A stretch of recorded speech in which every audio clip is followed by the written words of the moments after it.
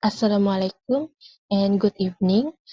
I'm Mimi AMYRA SAFIKA binti JAPAR. Today I will explain about the puppet theater tradition between Japanese bunraku and Indonesian wayang kulit. This is the first slide, which is I will explain about history between two puppet tradition and also the origin of the name. History about Japanese bunraku. Bunraku originated in Osaka in the 17th century and developed as a collaborative puppet theater art form. Bunraku was deeply influenced by various theatrical forms, notoba-jori, a narrative singing style, and gidaibushi, ballads accompanied by shamisen. Bunraku also gained popularity during Edo period, particularly in Osaka and later in Edo. It became significant form of entertainment, drawing diverse audience to designated bunraku theaters. As we know in form of as we know in 2003, UNESCO recognized bunraku as masterpiece of oral and intangible heritage of humanity, and it remains a vital component of Japan's theatrical heritage, like showcasing artistic puppetry and preserving the rich cultural narrative that have been passed down through generations. Let me explain about history about Indonesian wayang kulit. Wayang kulit is a shadow puppetry art that celebrates that epic of Ramayana and Mahabharata, enriched with the cultural values of Indonesia. Wayang kulit traces its roots to ancient Japanese and Balinese cultures, likely emerging from older shadow puppet tradition prevalent in Southeast Asia. One of the distinguishing features of wayang kulit is adaptation to Islamic cultural context. Despite its Hindu-Buddhist origins, the art form seamlessly integrates Islamic stories and moral teaching. As wayang kulit spread beyond Java and Bali, it underwent regional variation, incorporation, local folklore and culture. During the Dutch colonial period, wayang kulit faced challenges, but it managed to survive and adapt. Post-independence, wayang kulit experienced a revival as efforts were made to preserve and promote it as a national cultural treasure.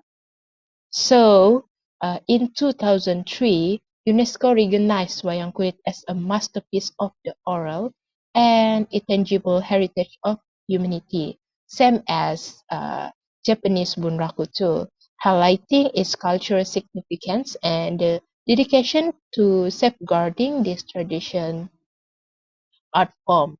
Nowadays, wayang kulit remains a vibrant and living tradition.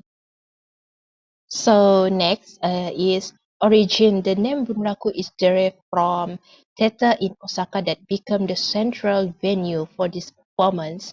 In the case of Japanese bunraku, the theater is applied name bunraku, term believed to trace its roots back to 18th centuries.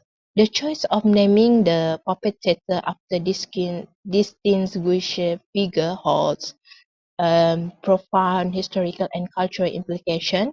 Yumura Bunrakuken's contribution to the art form played a pivotal role in shaping identity by bestowing the name Bunraku upon the theater. There is a deliberate acknowledgement of purpose and legacy.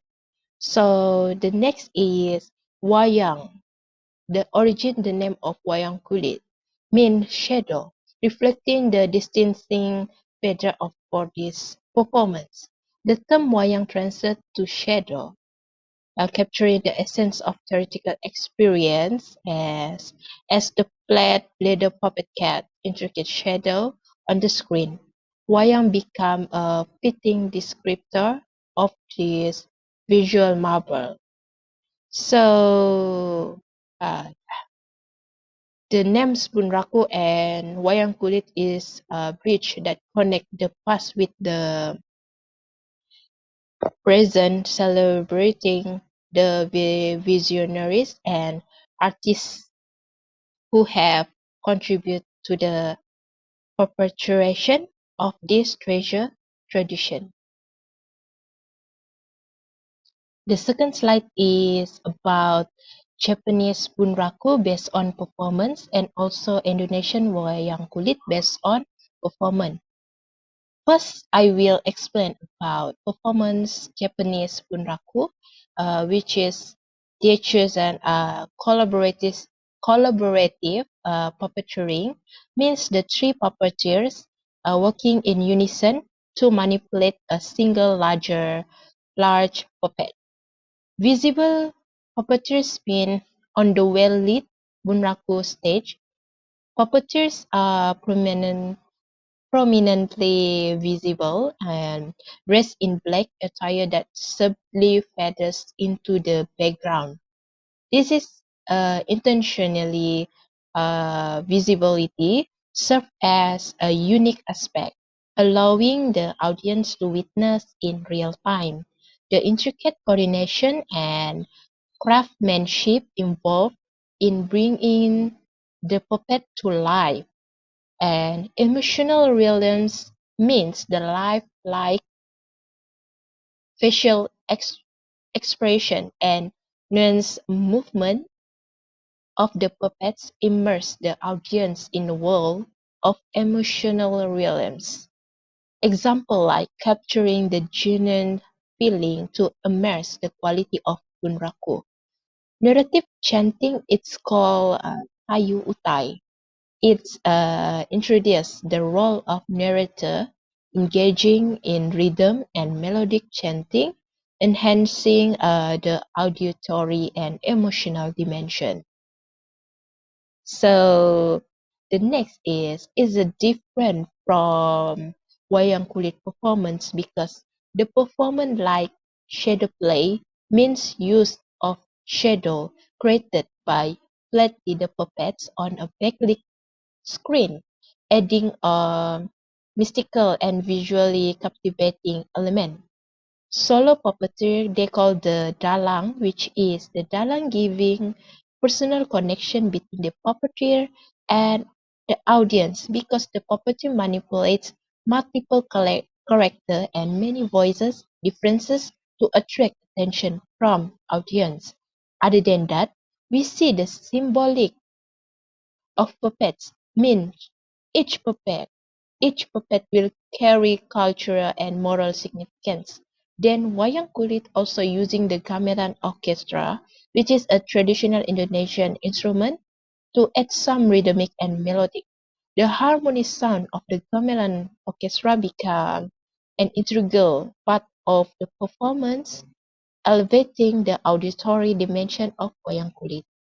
Every tradition develops as a cultural tapestry, weaving unique story and performance motifs that pay homage to Indonesia and Japan's rich artistic and historical past. The next slide is we see about how the presentation of two different traditions. The first one is Japanese bunraku, design a theater with well-lit stage and also visible properties in collaborative spaces because the puppeteers dressing black. Seamless coordination because three puppeteers working in harmony ensuring same movement. The lighting designed to highlight puppet details, bringing them to life and ensuring same movement. The lighting designed to highlight detail, bringing them to life and detail puppet design visible to the audience. Um, So then we talk about Indonesian wayang kulit, which is their use of an air setting because wayang kulit often unfold in the open air, connecting with audience in communal space. The stage setup involves backlit screen and cover for magical storytelling and shadowing cell houses because flat leader puppet manipulated by the dalam. Other than that, visual enchantment which is the play of light and shadow creates visually uh, enchanting experience for the audience. Then they have symbolic representation because cultural ethics and moral narrative.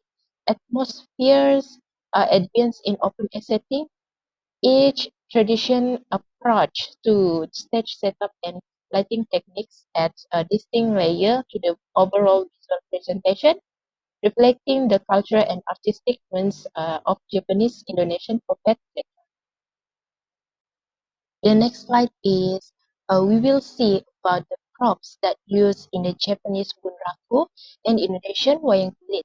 The first one is materials used by bunraku puppets are crafted with a blend of wood and cloth intricately detailed to capture nuances.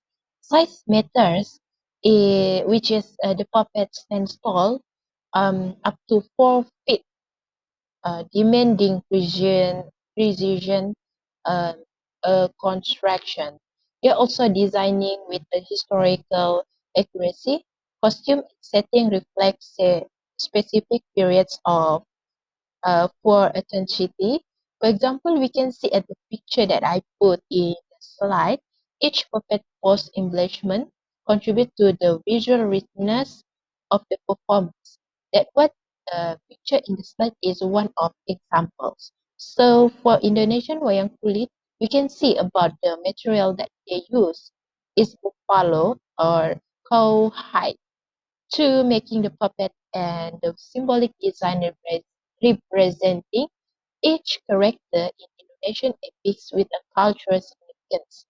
And puppet manipulation tools, which is the dalang, skillfully used shadow puppet rod for precise and evocative puppet manipulation. Other than that, we can also see the before they use an oil lamp or electric bulb placed behind the puppet to create shadow. Also, the performance accompanied by the traditional Indonesian instrument, which is a gamelan orchestra, they call it. They also give ritualistic elements just to contributing of the show. So the props each tradition are very unique to know because they all have their own style and design to make sure the audience attract to see the show. The next is um, music about the music, Japanese bunraku and Asian wayang kulit. So the first is Japanese bunraku music. Is one of instrumentation submission. A traditional Japanese string instrument is a central part of bunraku music. Its delicate melodies and rhythmic nuance enhance the emotional impact of the storytelling. So the narrative chanting involves the narrator engaged in rhythmic and melodic chanting known as a tai. This chanting complements the puppet movement and shamisen music, creating a layered auditory experience. So collaborative storytelling means the integration of shamisen, chanting, and puppetry form a harmonious ensemble enriching the overall storytelling. So the next is Indonesian wayang kulit.